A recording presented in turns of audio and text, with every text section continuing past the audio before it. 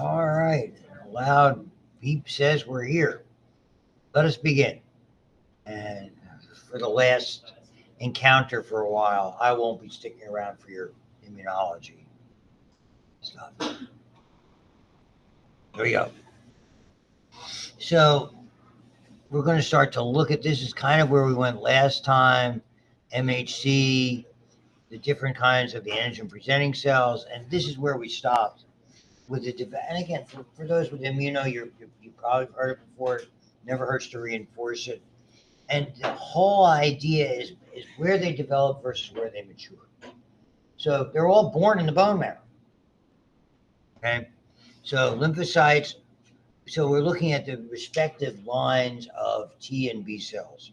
They're both lymphocytes originating in the red bone marrow. Fine. So the question is what happens thereafter.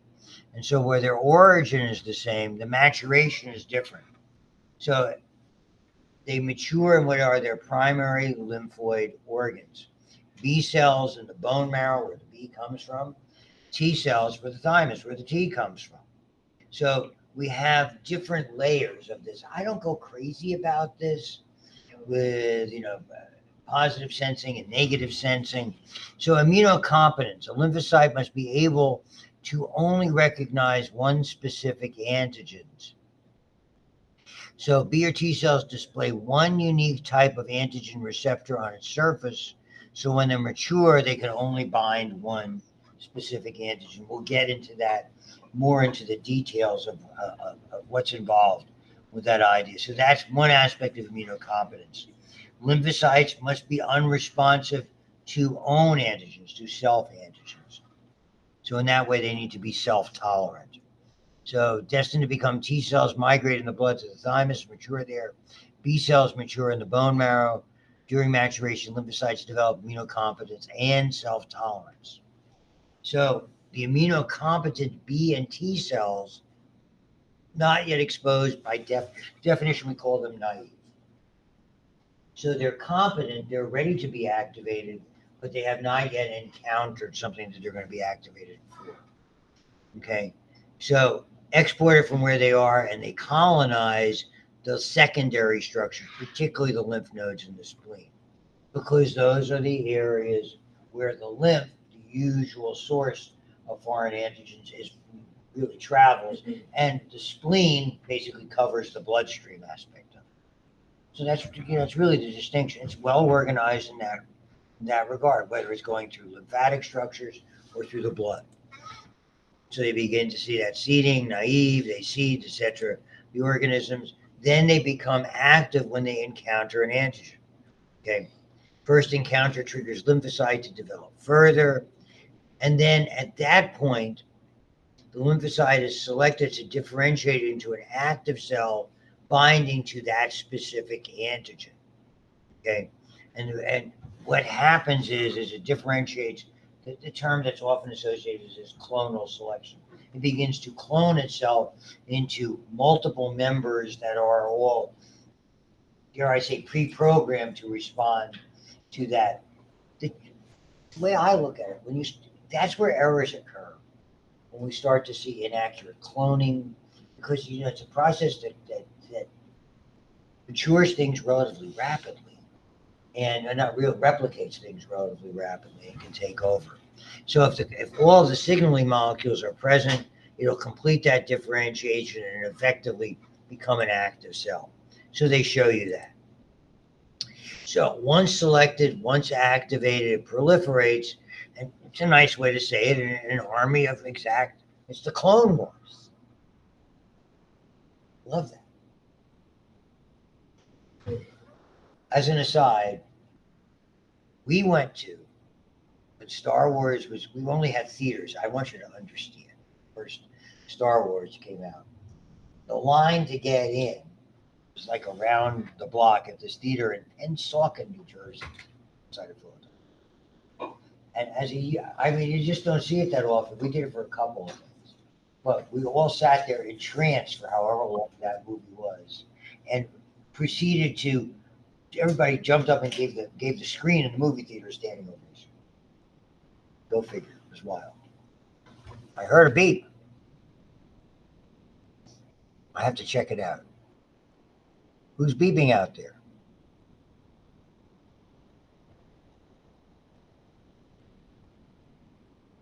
Moving on. Moving back. So that got me started on that particular thing. They actually have what are called, I know this is hard to believe, double features. You got two movies for the price of one. You got a sneak preview. We went in to see the movie Carrie, which was Sissy Spacek, and a great movie, early John Travolta. They've redone a couple of times.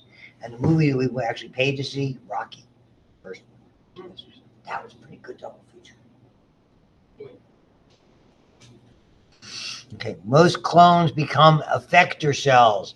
This is the neat thing. Immunological memory. The most valuable trait, if you will, of an immune system like ours is this ability to respond rapidly, efficiently to future challenges, even to some extent similar future challenges, if not exact future challenges. That's kind of the logic behind COVID and boosters, where it, in some individuals, has mitigated the effects of COVID versus first time COVID people. I don't know that that's an endorsement as much as that was a nice sort of ancillary finding associated with it. So a few remain as memory cells, and this is the beauty, and you see this chart all the time that will come to, so they respond to the same, and again, I would edit that and say even sometimes similar antigens more quickly the second time it's encountered.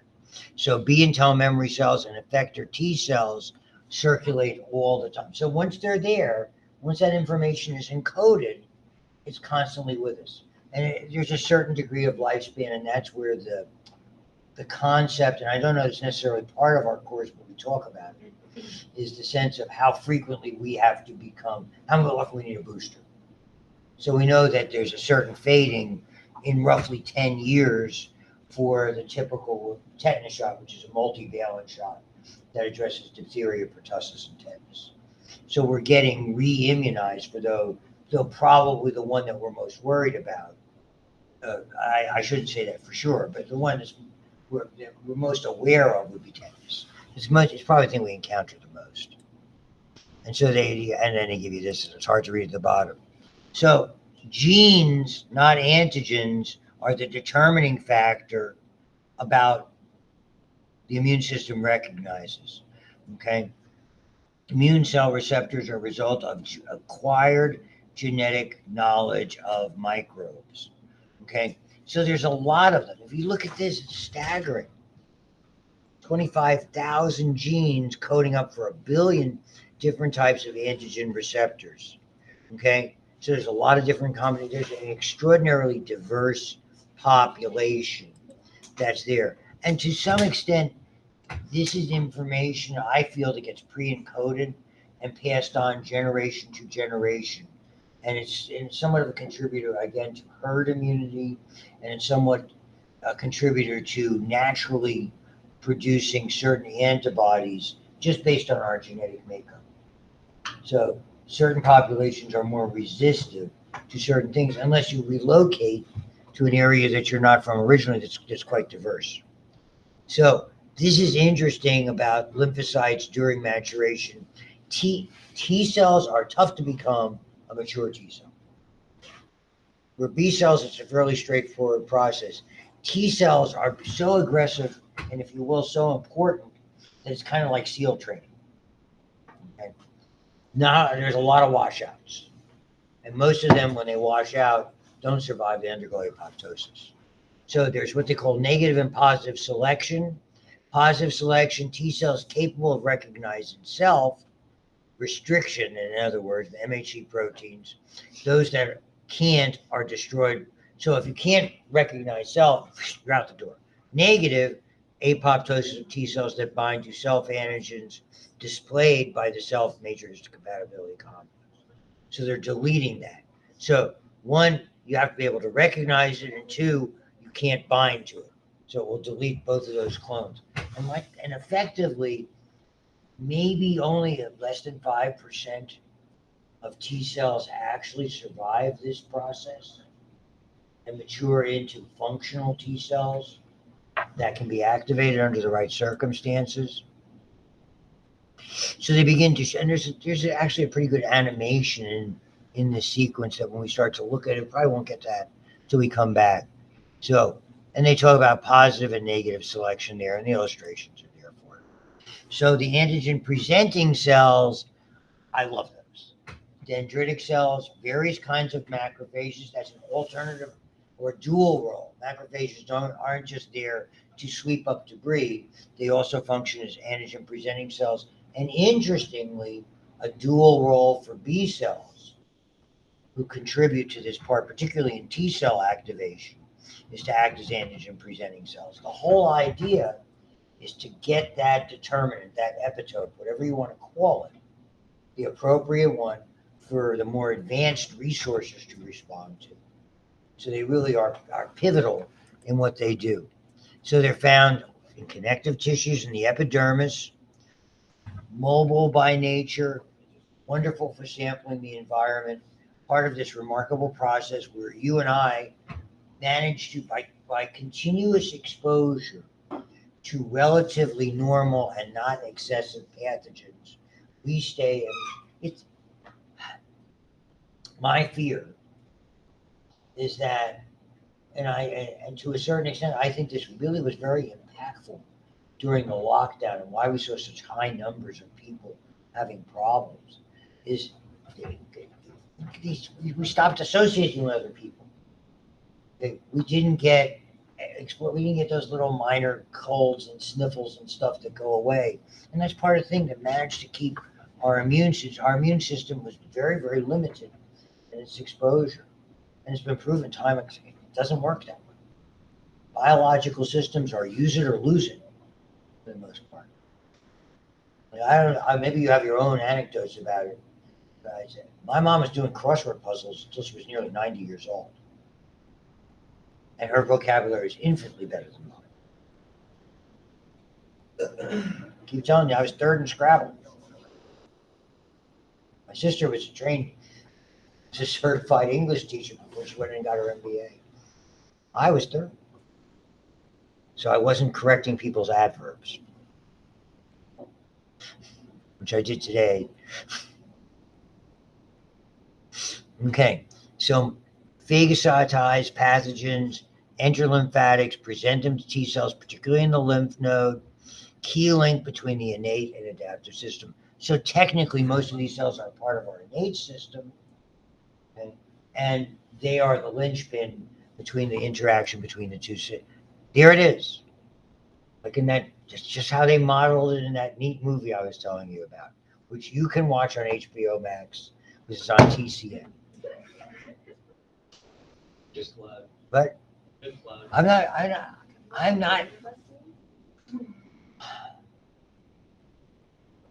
I don't know what to do with it. I'm waiting for the last season of Succession. We'll see what happens with that. That's a pretty. Like I grew up on. I got HBO when it first came out. Pretty much. Love HBO. Well, there were two when cable came out, and it came out mostly in the East Coast, New York and Philadelphia metropolitan areas. The first of those channels, there was one called which HBO was there in the origin. The other one was called Teleprompter. Okay, and I think that became Showtime. Yeah. Okay, and because a gal I was dating in New York, she was in New York. She had got out of Syracuse Communications, which has big communications. Well, that's a big school. That's where all like the all the announcers big come from. All the big announcers announcers come out from of Syracuse. Yeah. And she got a job, and she had to live in New York and had to live in the Upper East Side, ridiculously expensive, because that was more trendy than the West Side. And she's working for Teleprompter. I don't know what happened. Last time my buddy heard about her, talked to her, she was in Chicago. I mean, we're all the same age, so more like retired than anything else. Nevertheless, we started watching stuff on that then early on. And all of a sudden they got some pivotal shows that people started to really pay attention. Mostly what we saw were like specials you couldn't see on, they'd have like comedy specials where they did a lot of swearing. And so that was the difference between cable. You could talk about other stuff and use bad language. Okay. which is commonplace today. So they're all over the place, the macrophages, antigen presenting, activates T cells, and because of the cytokines that are released when this contact or this entanglement, if you will, progresses, it activates. They further activate the macrophage, and then it becomes more aggressively phagocytic, inflammatory responses. So again, think of it in the context of, could something go wrong here, and we get an overabundance of, and we'll learn about that. Maybe you learned about it already. It's called a cytokine storm. Okay? Is that ringing a bell for you immunology people or micro people? A cytokine storm is a hyperactivation of the most important and the most aggressive cell of our immune system, okay, which is the helper T cell. And so when you get an inappropriately high response, you get such overproductions of this inflammatory response, it becomes systemic. And it's associated with a variety of very, very severe illnesses. More on that as we get going. The B lymphocytes do not activate the naive T cells, but their role is to present antigens to the aforementioned helper T cell to assist with their own activation. So it's like a trio of cells: helper T, the eventual killer or cytotoxic T, and some of these B cells acting as APCs that form a very interesting cooperative role. And they just summarize this type of stuff, and you'll see them. So in the B line, it's by way of the bloodstream, and particularly antibodies are made. And this is the big thing: extracellular pathogens sitting on or floating within fluids, sitting on cells, bacteria, fungi, a variety of parasites. And understand, viruses can be inside of the cell or be like a common cold virus and just floating around in secretions. Okay. So they're not necessarily, viruses by definition are more often addressed by antibodies than by T cell interaction. A virus or bacteria infected cells we classify as intracellular pathogens. Cancer cells, cells that are irregular, transplanted, transfused, miscoded, mismarked cells, etc., no longer identified as self. Bone marrow, bone marrow, bone marrow, thymus. Plasma cell is their effector. That's the antibody factory.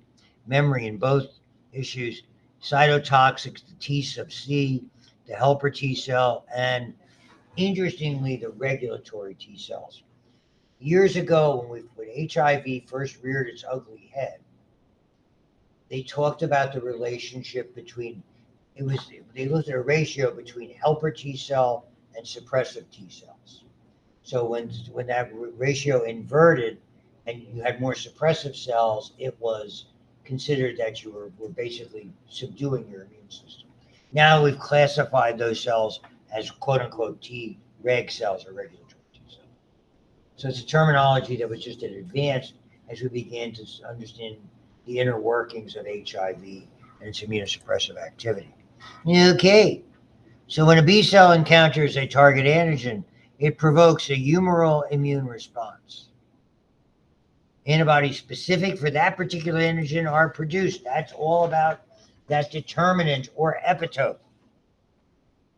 So they're activated, the antigen binds to the surface receptors, they link, receptor-mediated endocytosis of the cross-linked complex, and leading to proliferation and differentiation of B cells into effector cells. Most of those cells clone into plasma cells. They're distinctly different. Unlike cells, these cells have a disproportionately large amount of rough endoplasmic reticulum because they're antibody chain. They secrete these antibodies at a rate of, this is fast. Like if you had to make 2,000 molecules per second for 4 to 5 days, you would die too. Wouldn't you? Oh my God, am I tired? Have I had a day? Antibodies in the blood or lymph bind to free antigens, and basically what they do They are not in themselves destructive. They immobilize, they detoxify, they neutralize, they cause them, like we saw in the lab, to agglutinate. They do different things that are designed to make those structures, those complexes, or those entities more visible to our macrophage type of cells to be able to be destroyed.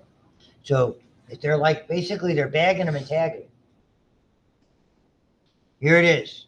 So they take a look at this, the primary antigen, the process of cloning, the generation of relatively few but very important memory cells. And it's all about this, that epitope, that protein spike on the virus, that marker on the external portion of the cell of the bacteria, whatever it is.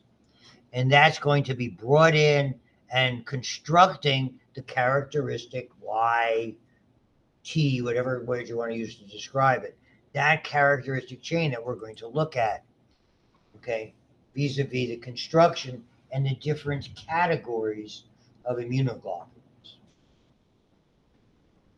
So if they don't become plasma cells, they're memory cells, immunological memory, immediate response, they jump up and ramp up right away, as opposed to having to wait a certain amount of time and they're just showing you. So here, the secondary response immediately generates, as opposed to the primary response. And you'll see the table or the chart that's coming up that's there.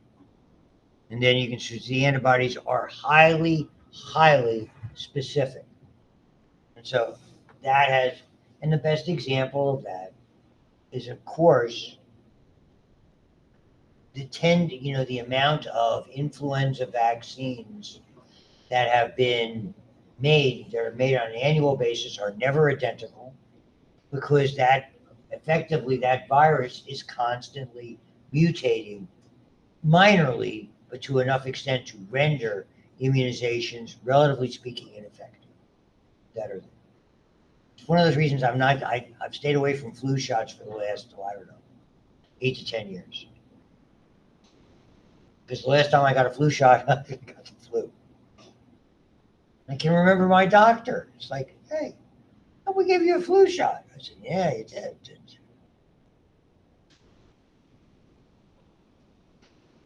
Okay. So the primary immune response, identifying it, creating the framework to make more of it, proliferation and differentiation upon exposure. There's a lag period, 3 to 6 days.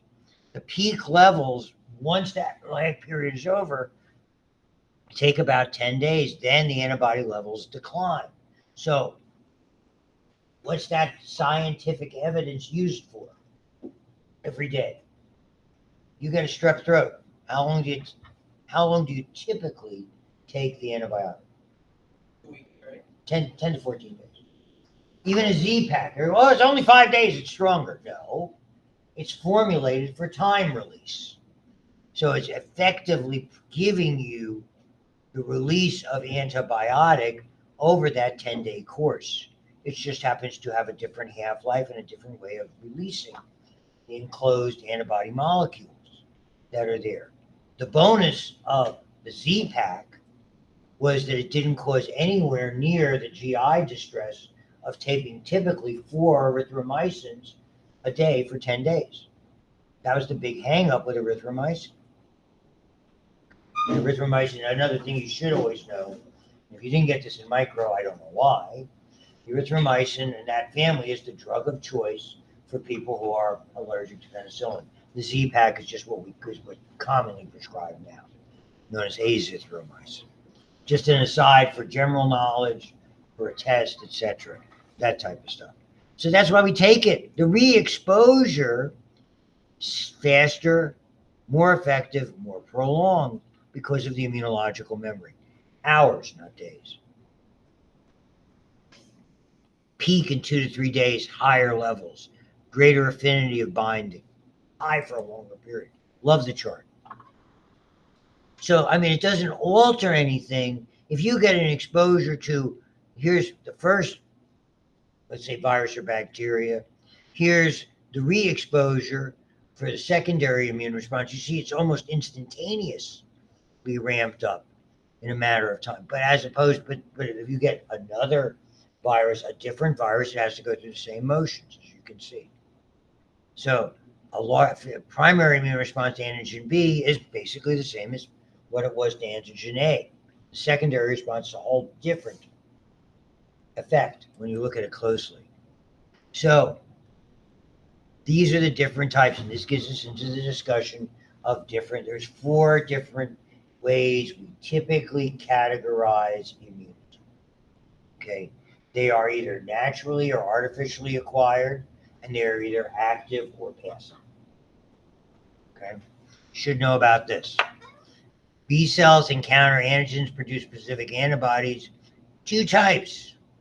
Active means you encountered the antigen. Naturally acquired, you got the illness. Maybe you got COVID, okay, and you developed certain kinds of COVID antibodies. If you were like me as a kid, okay, when we didn't have those immunizations, we all got measles, chickenpox, German measles, all different names, obviously, than we utilize today. The only one they were called the usual childhood diseases. That's how they asked you on a history and a physical. That was naturally acquired immunity. The reason why that, if you had a cold, the trouble is that particular virus, there's hundreds of different types for rhinoviruses, and they are immunologically, they're genetically somewhat unstable. So there's constantly subtle mutations. So the cold you got 2 months ago, you could get a cold with similar symptoms, but it's not the same. It's not certainly an identical virus. Your immunity doesn't work for it. That's naturally acquired. You got it, you got better. Versus artificially acquired vaccine, but understand, when we use the term vaccine, it's a little bit different, okay? Dead or attenuated pathogens provides antigenic determinants that are immunogenic and reactive. So we get the immunity, we get the ability to react to the invasion without effectively getting sick. So it's not entirely, I would not consider artificially acquired immunity exclusive to this definition. So it's not necessarily a dead, when I see the term pathogen, it means disease causing. I usually think of an organism like a virus or a bacteria or a parasite. It also really includes their byproducts, which is a toxin. So that's where the tetanus shot or the DTaP, diphtheria, tetanus, and acellular pertussis vaccine emanates from. That is formed not to the particular cells per se. That is formed to that is really to address the antibody, which is the principal means that it causes destruction. We're looking at combating antibodies specifically. That's a different one that's there. And it may be a subtle change. We'll see it when we get this, okay? And it's a little bit different. So that's, by definition, I said to you before, this artificially acquired, they're obviously considering the like tetanus toxin to be the pathogen. And your body is able to resist it for a considerable amount of time, let's say 10 years. Versus passive immunity, when ready-made antibodies are introduced. If the B cells are not challenged, we can't get immunological memory. So antibodies have a lifespan, let's say arbitrarily several months, maybe 6 months. 2 types, naturally acquired, mom.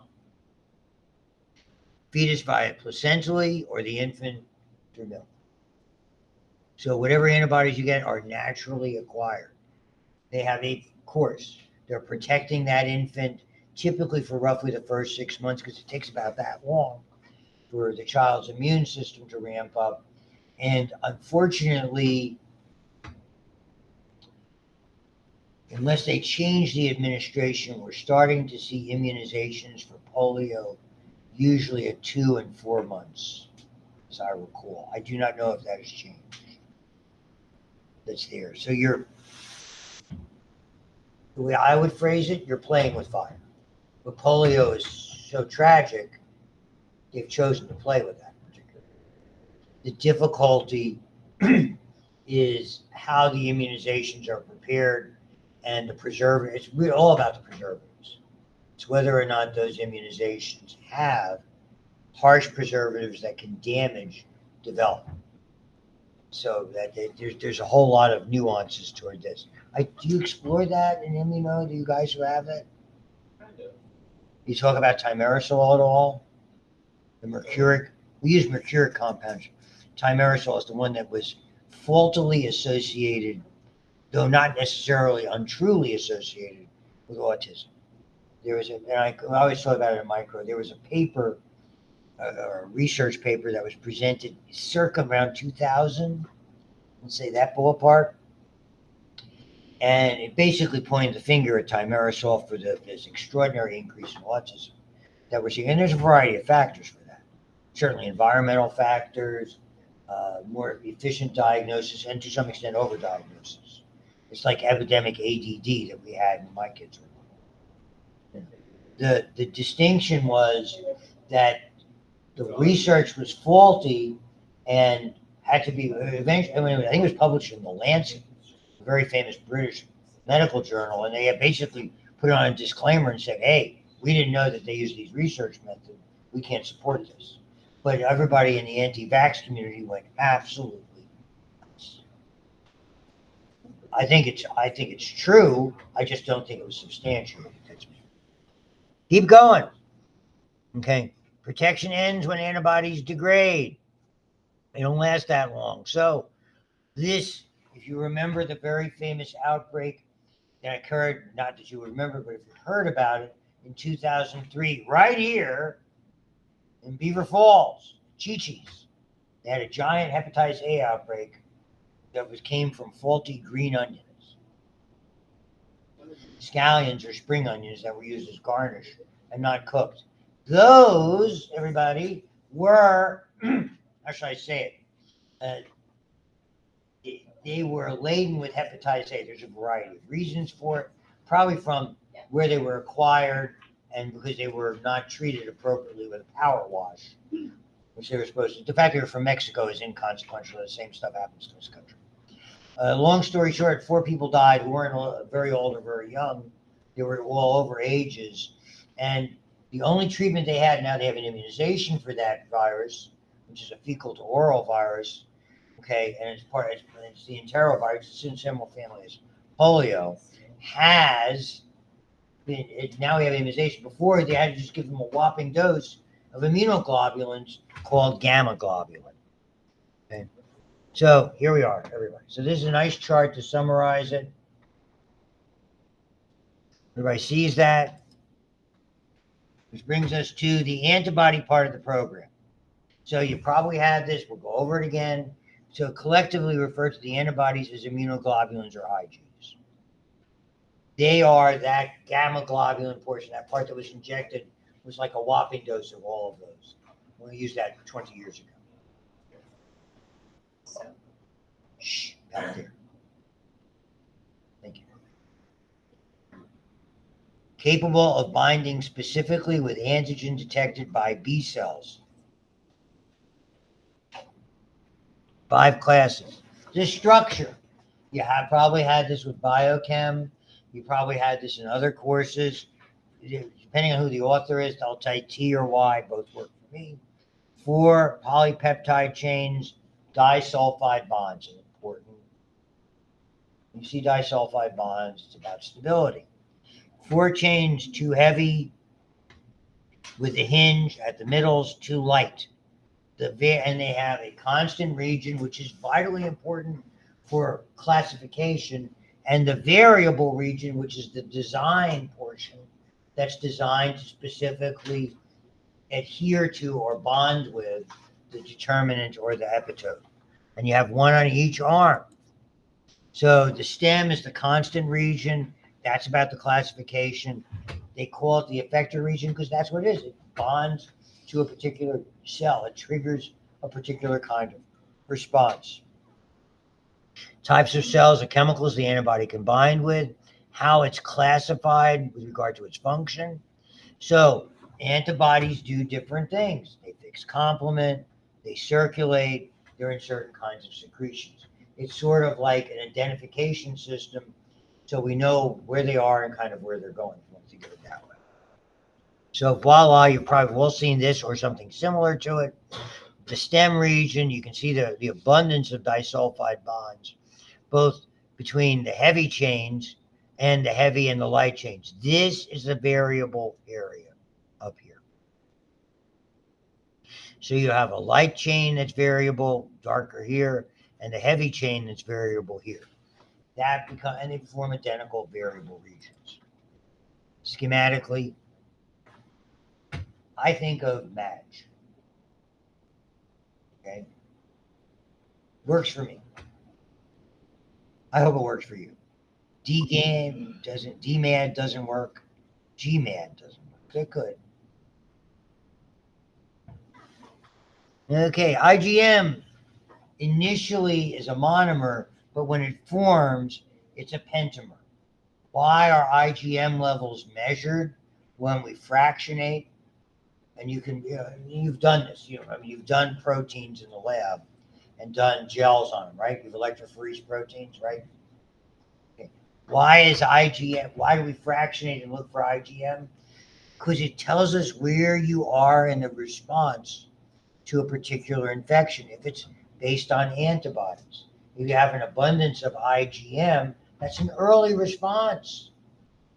If it persists over a certain time, there's something wrong.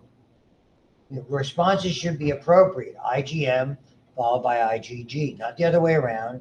Not IgM staying high at all levels. Anytime you see something from a doctor perspective, from what we call a clinician perspective, when you see something that's not right, you have to explore it. You have to say, what could be causing that, and basically undergo a process of elimination. In doctor, we would use the term we work up, that type of thing. We want to figure out why it's sometimes inherently obvious. Okay, so potent agglutinates, because there's 5 of them, that's 10 things they can latch on to. So maybe that's what the agent was when we looked at the blood in the lab. It grabs onto a bunch of things, they form a cluster. 1, it immobilizes them. 2, it makes them more visible. 3, probably easier to gobble up. So it fixes and activates complement as well. What we see in our secretions, IgA, typically found in the secretions is a dimer, can be a monomer, mucus, saliva, you name it. Basically, it's sort of like, again, one of those many sentinels, chemical categories that we have that are part of us that are basic defenses. And they play a role in all systems.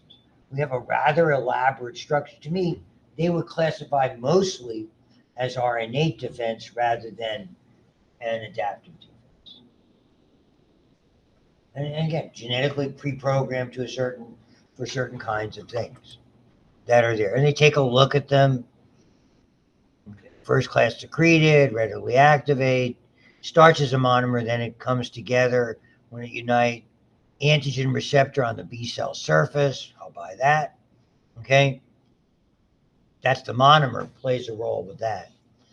Pentamer is the one that we find in the bloodstream. Okay.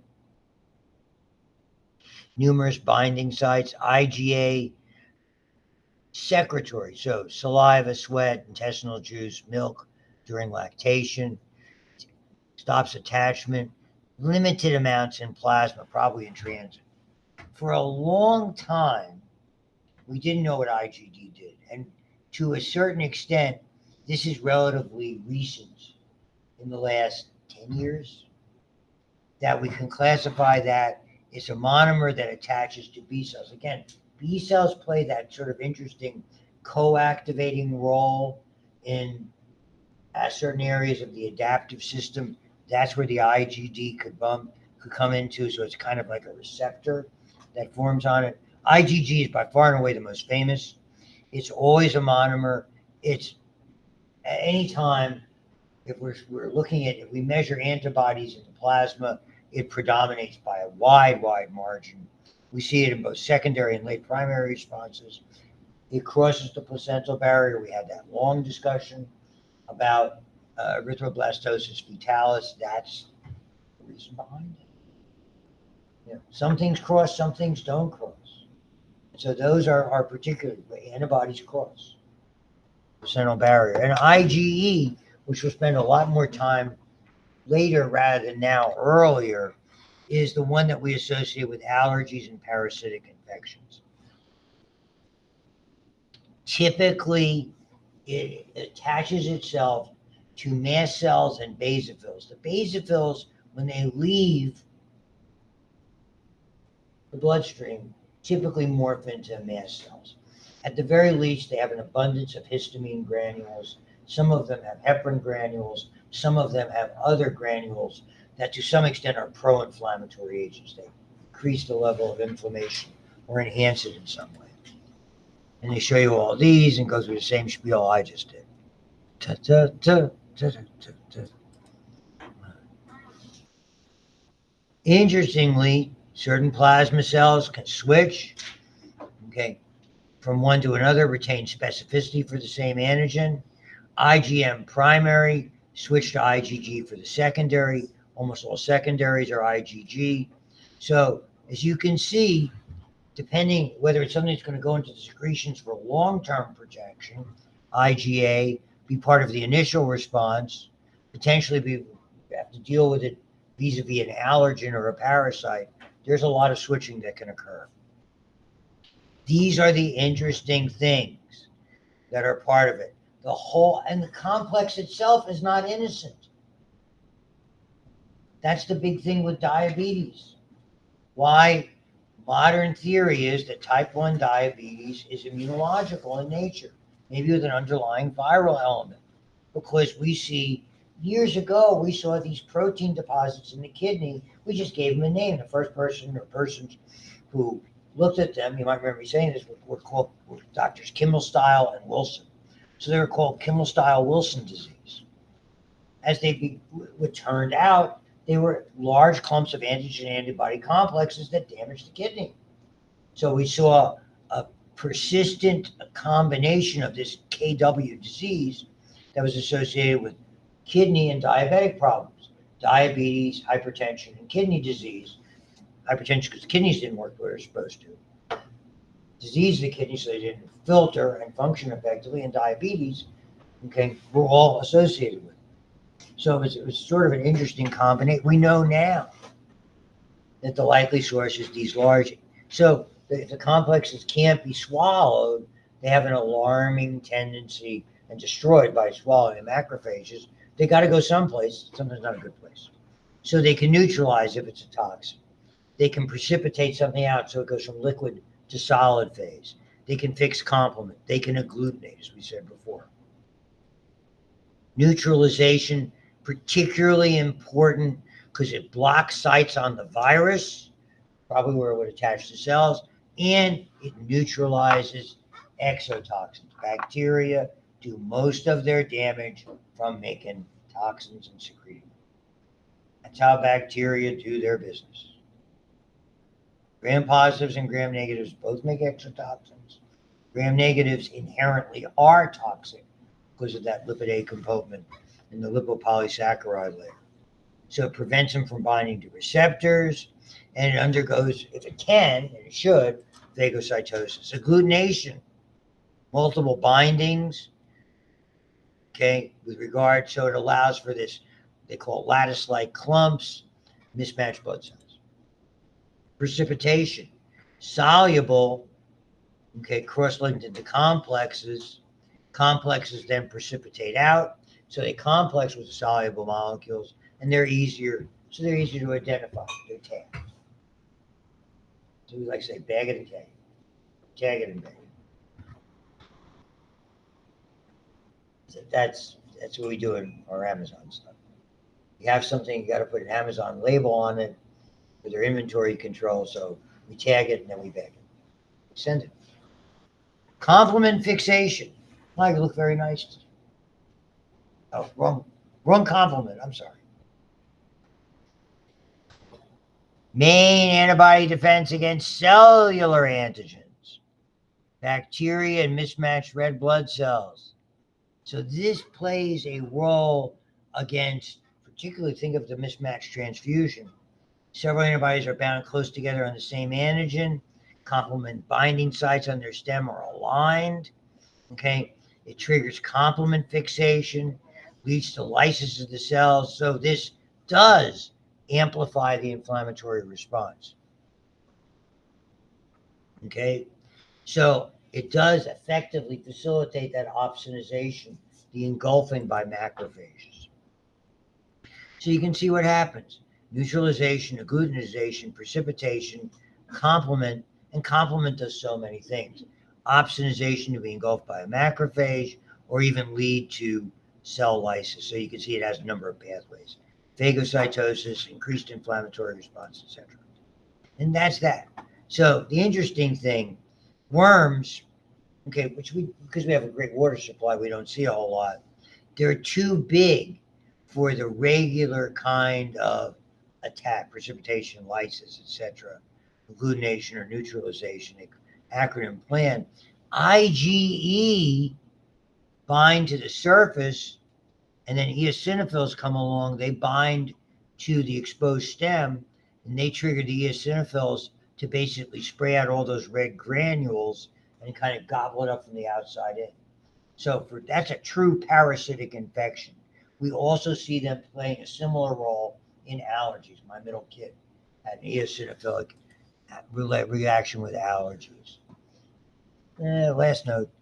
I'll just say it in passing. One of the treatments, and there's been some controversy about it, though, has been effective. Not necessarily for everybody. Were usage of monoclonal antibodies, commercially prepared antibodies for a single determinant. Ways to produce it, I'm not that familiar with. They were used a lot in COVID treatment. The government was paying for it. You tested positive, not now, but you tested positive, you could go to a certain plasma center and they would, my kid had that. Okay. So he tested positive and boom, they sent him to, it was over in West Mifflin, and he went there and got an IV for a couple hours. They held him there for like another hour. He got home, said he still hasn't figured out how he drove home from that. So that's the long and short of it. Have a great break. Goodbye. Have fun. See you later. Stopping recording.